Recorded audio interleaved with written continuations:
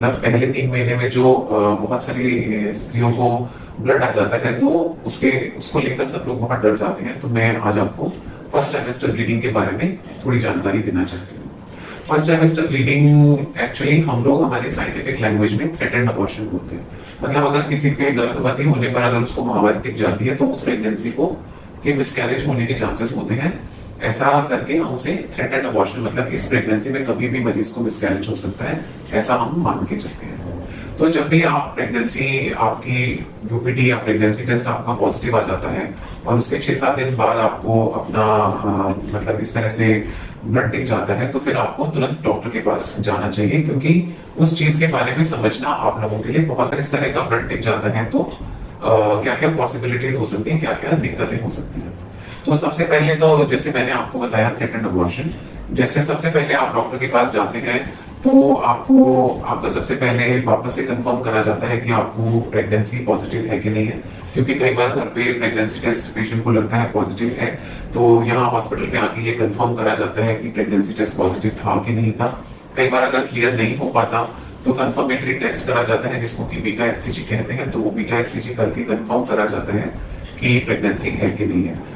एक बार pregnancy confirm हो जाती है और ये लगता है कि पेशेंट को ब्लीडिंग हुई है, सबसे पहला स्टेप सोनोग्राफी होता है। सोनोग्राफी में हम सबसे पहले चेक करते हैं कि पेशेंट की प्रेगनेंसी हेल्दी है कि अनहेल्दी है।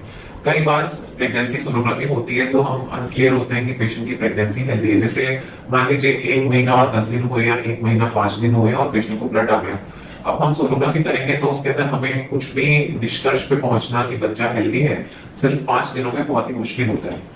सोनोग्राफी इसलिए करी जाती है, कई बार कुछ प्रेगनेंसी रिलेटेड ऐसे कॉम्प्लिकेशंस होते हैं जिनको कि पहले जान लेना जरूरी होता है, जिसमें सबसे इंपॉर्टेंट है एक्टोपिक प्रेगनेंसी। एक्टोपिक प्रेगनेंसी का मतलब है गर्भ का नली के अंदर लग जाना। क्योंकि अगर पेशेंट का गर्भ जो है वो नली में लग गया है तो फिर बहुत ज्यादा चांसेस है कि पेशेंट की वो नली थोड़े टाइम में 5-10 दिन बाद फट जाएगी और पेशेंट को इमरजेंसी ऑपरेशन कराना पड़ेगा। तो इसलिए सोनोग्राफी करना अत्यधिक आवश्यक हो जाता है ये जानने के लिए कि कहीं एक्टोपिक प्रेगनेंसी तो नहीं है।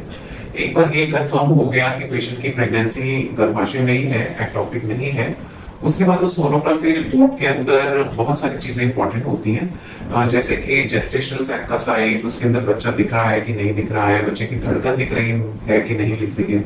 सोनोग्राफी होने के बाद अगर बच्चे की धड़कन दिखने लग जाती है तो वो एक बहुत अच्छा साइन है कि प्रेगनेंसी जनरली मिसकैरेज में नहीं जाएगी और प्रेगनेंसी कंटिन्यू हो जाएगी।